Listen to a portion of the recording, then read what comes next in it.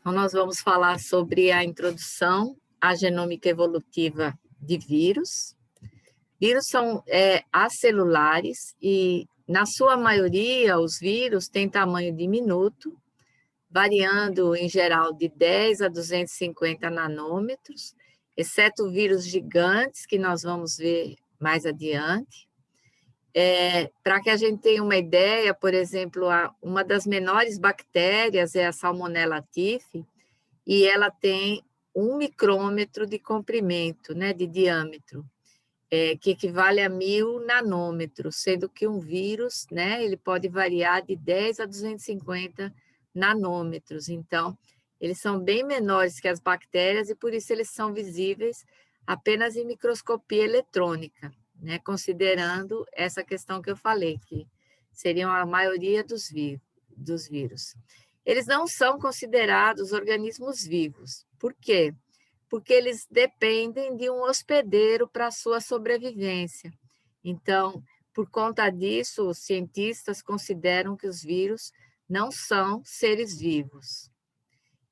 Os vírus, eles podem ser envelopados, ou seja, eles são circundados por uma membrana rica em lipídios, e não envelopados, e nesse caso, né, não há essa camada externa.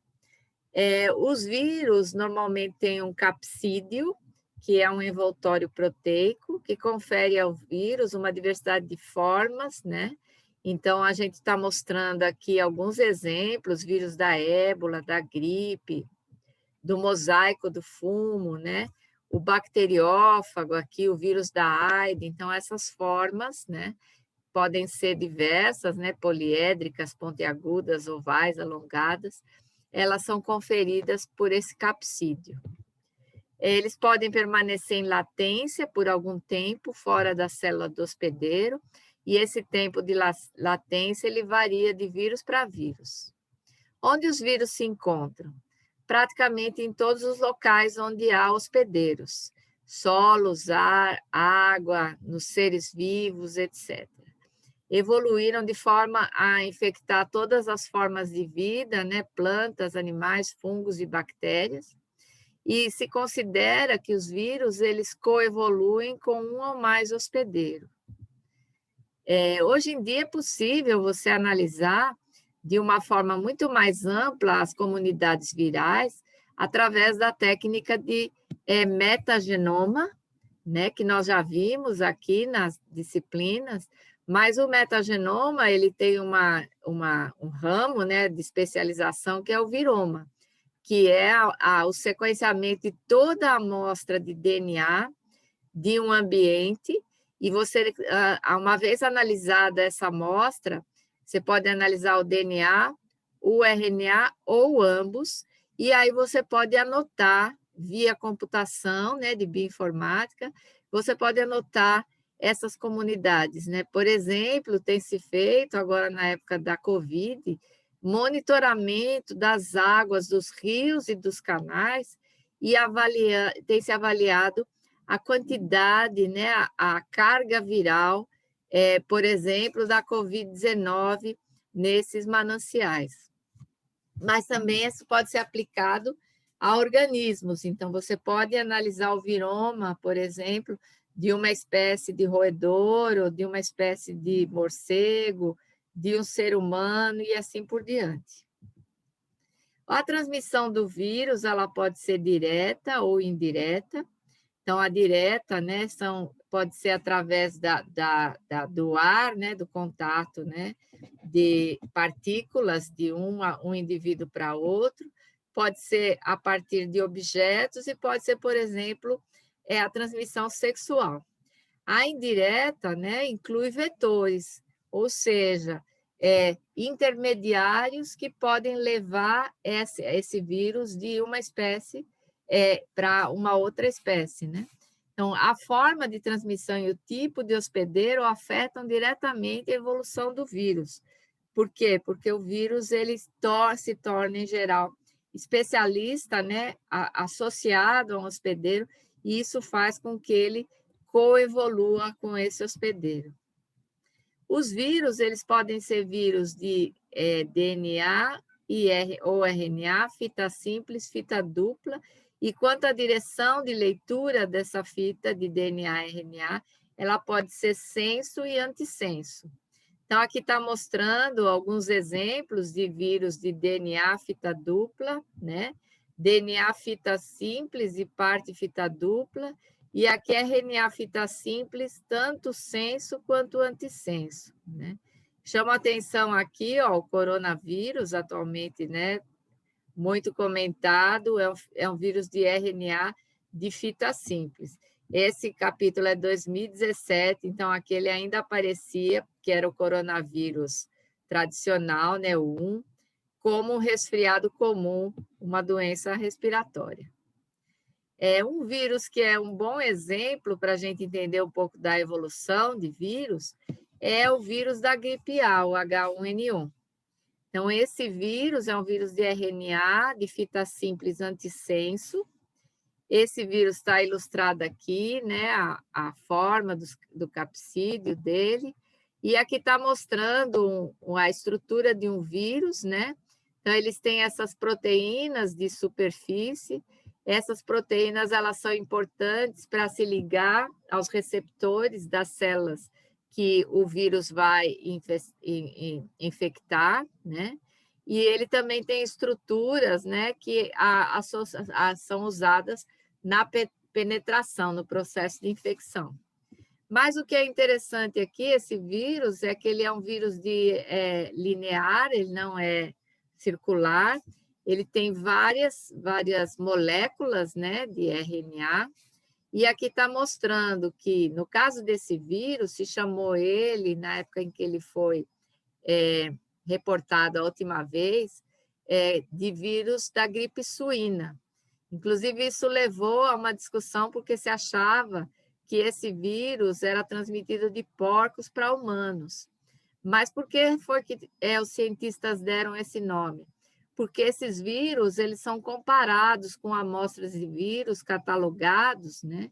Então, quando eles foram analisar, a maior similaridade era com vírus de suínos. Então, vou mostrar aqui, né? Essa polimerase aqui, ela veio de ave, essa origem aviária ou humano, aviária, humano ou suíno, suíno, humano ou suíno, suíno. Então, considerando todos os fragmentos, a maior parte dos fragmentos, ele tinha maior similaridade com sequências de suínos, e por isso que foi dado esse nome. Aqui mostrando o paciente número 1, né, desse último surto, né, que teve, esse menino, Edgar Hernandes, é mexicano, e normalmente quando há uma reemergência de um vírus, como aconteceu nesse caso, o que ocorre? Há todo um trabalho de busca, né, desse paciente número 1, das pessoas com quem ele teve contato, de forma a tentar isolar aquela área para que esse vírus não se espalhe. Naturalmente, nem sempre isso funciona tão bem, dá certo, mas em muitos casos, né, pandemias foram evitadas com esse procedimento.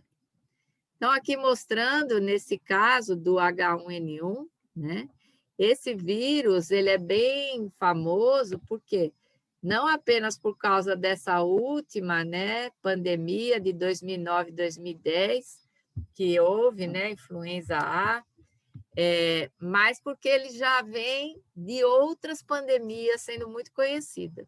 Então, aqui está mostrando, né, a gripe espanhola de 1918, 1919, aqui à esquerda. Então, nessa gripe, morreram 50 milhões de pessoas. Aqui a gripe asiática, 57, 58, 2 milhões, né? Vejam que o vírus ele foi evoluindo, né? Se considera, por exemplo, que essa variante aqui da gripe espanhola, ela derivou de vírus de mamíferos e de aves que recombinaram, né? Aqui na gripe asiática também a variante humana e a aviária, que é chamada de H2N2, aqui que ela já foi caracterizada, Então, deu um novo arranjo, né? E gerou essa pandemia. Aqui, o H2N2, que ele já estava infectando humanos, né? Recombinou com uma outra variante aviária e deu origem a um novo arranjo, né? Uma outra pandemia, né? E essa aqui, de 2009 e 2010, né, se considera que, além de recombinar com as variantes de aves, houve uma recombinação com essas variantes da H3N2, que é essa parte de origem suína, né? Então, esses vírus, eles realmente têm essa capacidade de evoluir com uma certa rapidez, justamente por causa dessa questão, né? Diferentes vírus podem infectar um mesmo hospedeiro e no ambiente hospedeiro eles podem recombinar e gerar novas variantes. O hospedeiro pode ser, por exemplo, nesse caso aqui, o humano, ou qualquer um desses animais. E quando a gente fala em aves aqui, são diversas espécies de aves que estão envolvidas nessa questão. Então, uma gripe que é bem interessante, importante, é essa gripe aviária, que é desse grupo HN, né? E essa gripe preocupa bastante. Por quê? Porque as aves, elas não se pode controlar a migração das aves, né? Elas migram de norte a sul, ou elas migram também entre continentes, e elas defecam durante o voo. Então, um vírus, por exemplo, que ele possa ser transmitido dessa maneira, seria muito grave. Falando do SARS-CoV-2, ele é um vírus de RNA de fita simples, envelopado. Ele é o agente causal da COVID-19. É importante não dizer que o vírus é o COVID-19, como a gente vê muito as pessoas falando, inclusive na imprensa. COVID-19 é a doença, Coronavirus Disease 19, por causa do ano 2019. O vírus se chama SARS-CoV-2, né? Que é a sigla, né, de Severe Acute Respiratory Syndrome Coronavirus 2. Então, essa SARS-CoV-2, esse é o nome do vírus, né?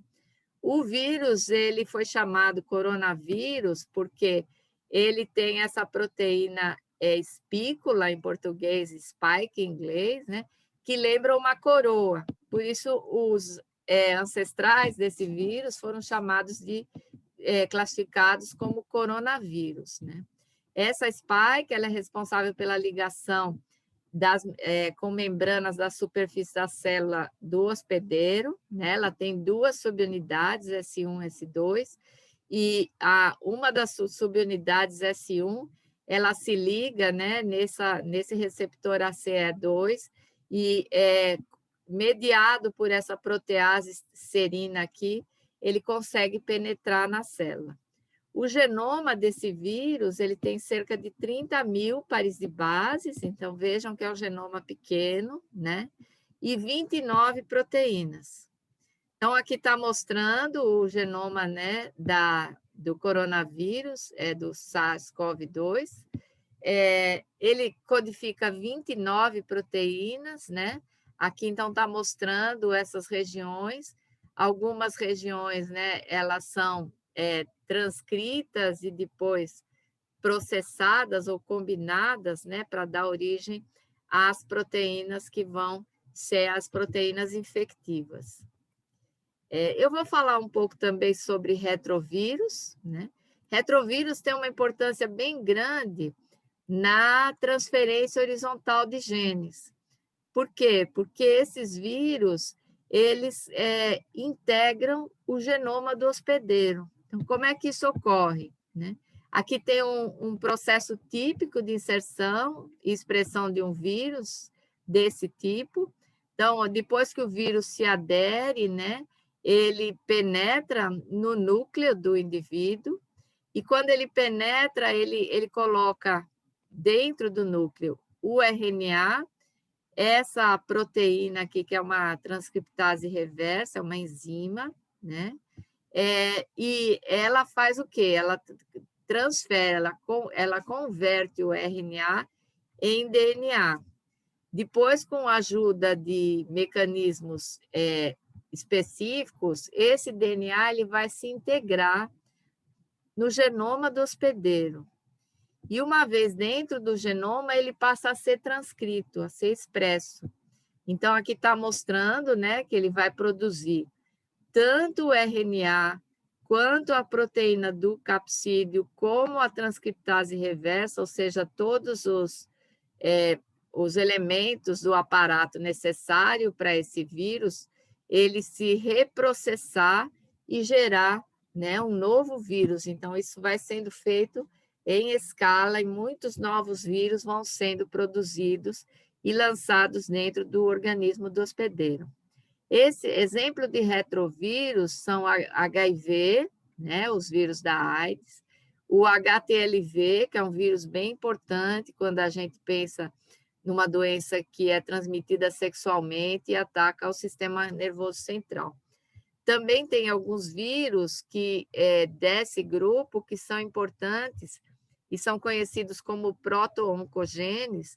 Por quê? Porque eles provocam mudanças no genoma que fazem com que apareçam tumores. Então, eles são indutores de tumores por conta dessa interação que eles têm com o genoma do hospedeiro. Falando um pouco do tamanho dos genomas virais, então, aqui mostrando um gráfico onde a gente tem o tamanho dos genomas em pares de bases, né? Então, vejam que nós, eucariotos, nós temos genomas da ordem de bilhões de pares de bases, né? Quando a gente pensa, né, nos eucariotes inferiores, tem um pouquinho menos, né? Muitos são unicelulares também, mas os procariontes, eles já têm genomas da ordem de 1 milhão a 10 milhões de pares de bases, né? Mas os vírus, eles podem ter, no caso aqui dos viroides, que eles não têm capsídeo, desde centenas de pares de bases, então são bem pequenos os nucleotídeos deles, até mais ou menos 100 mil pares de bases, que é no caso aí os vírus de DNA de fita dupla, que eu vou falar deles um pouco mais adiante. Mas aqui estão os vírus de RNA e aqui os vírus de DNA de fita simples. Uma coisa que eu chamo a atenção nesse gráfico é aqui à esquerda a taxa de mutação. Vejam que, quando você considera os seres vivos, a taxa de mutação, no geral, ela é bem menor do que a taxa de mutação dos vírus. Também chama a atenção a diferença entre vírus de DNA, vírus de RNA e viroides, né? Então, os vírus de RNA eles tendem a sofrer mais mutações, né, do que os vírus de DNA. Aqui só mostrando que o coronavírus ele está aqui nessa posição, comparativamente a outros vírus de RNA, ele tem uma taxa de mutação até que moderada, porque tem outros vírus que têm uma taxa de mutação bem maior. Mas o que a gente tem observado é que, ao longo desse tempo, ainda precisa ser monitorado para se afirmar alguma coisa, porque esse é um vírus que apareceu há muito pouco tempo.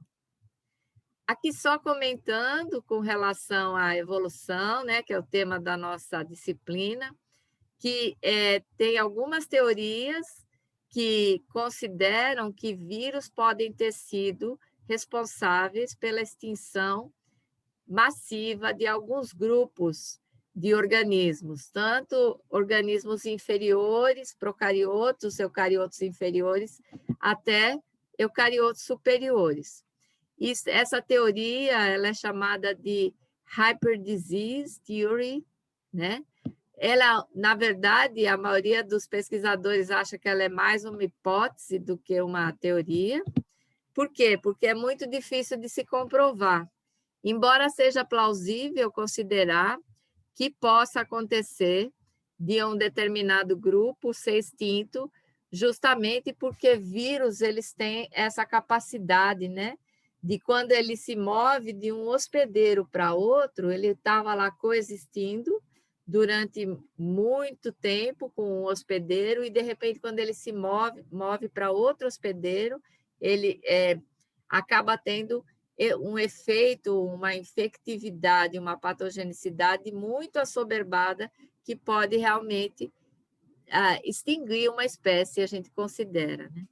Então, mas essa teoria, até hoje, nenhum grupo realmente ele foi comprovado, né, de que isso aconteceu.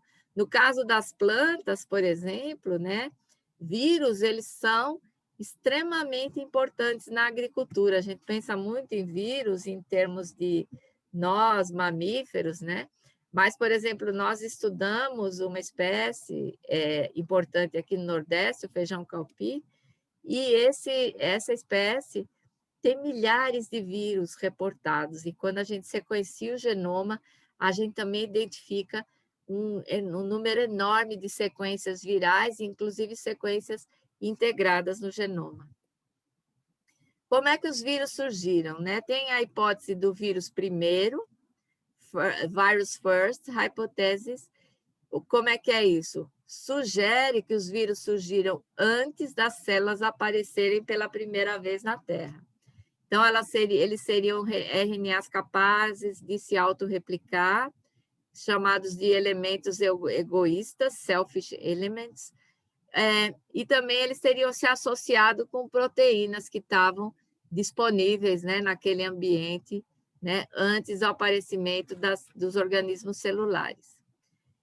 Isso é corroborado porque, em parte, por quê? Porque os vírus, a maioria das sequências de vírus não tem homologia com as sequências dos eucariotos.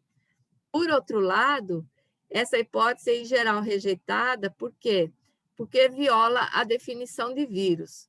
A definição de vírus é de que eles requerem uma célula hospedeira para se replicar. Então, se eles não tinham a célula hospedeira, como é que eles se replicavam, tendo aparecido antes dos eucariotos? A outra hipótese é a hipótese regressiva ou de degeneração, redução. Nesse caso, se considera que as células primordiais, quer dizer, já existiam células, foram perdendo elementos e elas,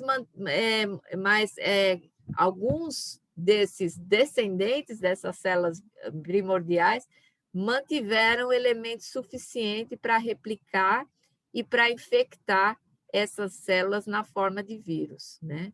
Então, mais tarde, eles passaram a parasitar essas células primitivas. E a outra hipótese é a hipótese de fuga, escape hypothesis, ou hipótese progressiva também. Nesse caso, se considera que vírus evoluíram de pedaços de RNA que escaparam de genes de procariotos, mas não explica as estruturas, né? E as sequências que são exclusivas de vírus e não estão presentes em outros organismos. Também não explica os capsídeos complexos e outras estruturas e partículas virais que são exclusivas dos vírus. Então, se considera que essas três hipóteses são chamadas de hipóteses clássicas, nenhuma delas se mantém isoladamente. Então, recentemente apareceu uma revisão, que é a base dessa explicação aqui, que eu gostaria que vocês dessem uma olhada, se vocês se interessarem, combinando alguns desses modelos e também genômica comparativa e filogenômica. Então, uma delas envolve esse modelo, chamado de modelo quimérico, ou seja, ele propõe um cenário quimérico, aonde a maquinaria de replicação do vírus surgiu de um pool primordial de elementos genéticos, né? Mas as proteínas estruturais, elas foram sendo adquiridas, né, ao longo do tempo pelo contato com os hospedeiros. Então, em vários estágios da evolução, que é mais ou menos uma coisa que faz sentido, né? Então, é um modelo que ele combina aqueles elementos autônomos, né? O DNA, o RNA que consegue se replicar, e células primitivas. Em algum momento, os descendentes das células primitivas eles evoluíram, né? e os vírus passaram a infectar esses descendentes. A outra hipótese é uma hipótese simbiogênica, né, de evolução, é o modelo simbiogênico. Ele propõe que, no início, coexistiram células um pouco mais evoluídas e um pouco menos evoluídas, né? E essas seriam meio que os ancestrais dos vírus. E, ao longo dessa coexistência, esse grupo das células ele foi perdendo partes, né? Então, foi reduzindo a sua complexidade, né? E, com isso, eles se tornaram estruturas acelulares, dando origem aos vírus. Eu vou falar agora um pouco sobre uma questão assim muito especial dentro do grupo dos vírus, que são os vírus gigantes. Eles são vírus de DNA de fita dupla linear. Esses vírus eles foram descobertos há cerca de uma década e meia, e não, quando foi descoberto foi uma grande surpresa. Por quê? Porque eles são visíveis no microscópio óptico. Eles são vírus que têm dimensões que vão bem além das dimensões dos vírus, e como eu mostrei naquele gráfico, eles ficam entre os vírus e os seres vivos no que diz respeito ao tamanho do genoma. Então, inclui esse grupo os megavírus, os mimivírus, os pandora-vírus, esses pitovírus. Tem muita coisa sobre esses vírus na internet, né? Sobre os ambientes, os hospedeiros deles. Eu aconselho que vocês deem uma olhada.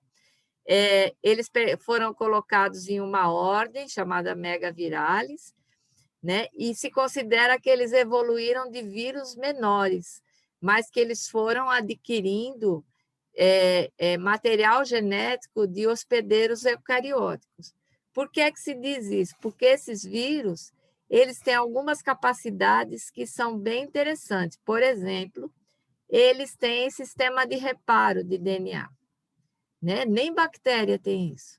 Eles têm chaperonas. Como é que é possível, né? Chaperonas são proteínas capazes de moldar outras proteínas, de juntar duas proteínas e dar a elas uma determinada conformação.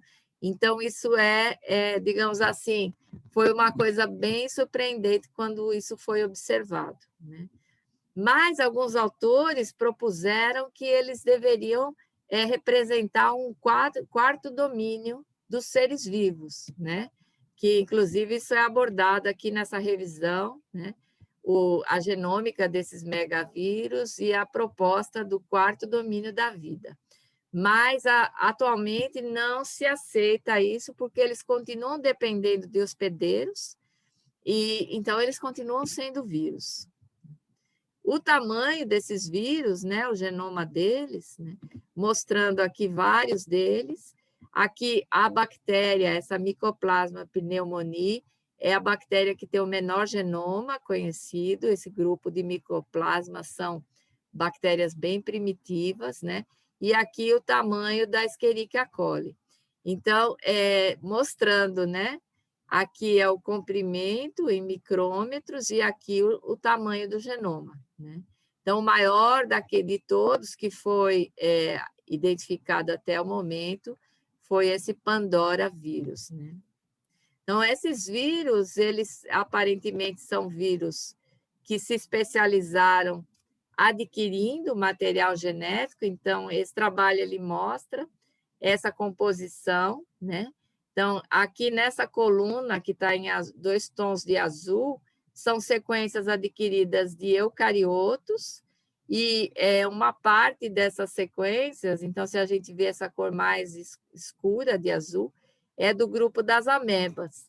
Por quê? Porque tem vários desses megavírus, né, esses vírus gigantes, que eles parasitam, né, as amebas. Essa cor em verde são sequências adquiridas de bactérias, né? Aqui, esse grupo do NCLDV são sequências características de vírus, né? Aqui, desse grupo dos megavírus. outros vírus, essas sequências em roxo, que estão assim bem pequenininhas aqui, né? E as arquebactérias, que também estão numa proporção bem pequena quando você olha aqui.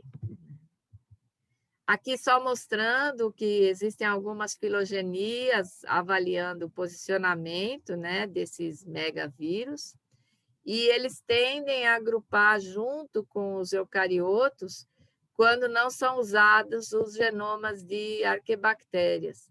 Isso porque parte do genoma desses vírus que existe tem homologia também com as bactérias, essas bactérias, as arquebactérias, que estão associadas com esses grupos basais, aonde eles normalmente infectam. Então, aqui só fechando um pouco essa questão. Então, vírus, eles transitaram, né, por todos esses grupos, né, bactérias, arquebactérias, plantas, né, e demais eucariotos, né? Inclusive, os vírus se considera que eles são os ancestrais dos elementos transponíveis, ou seja, que os nossos genomas eucariotos, eles evoluíram no sentido de acumular essas sequências de transposons e retrotransposons a partir de vírus ancestrais, e que depois essas sequências elas passaram a habitar o genoma do eucarioto e passaram a se transpor, né, dentro do genoma e dessa forma se estabeleceram. Então, com isso, eu gostaria de terminar essa aula. É muito assunto, eu sei, mas a gente pode discutir depois. Acho que vai ser bem interessante.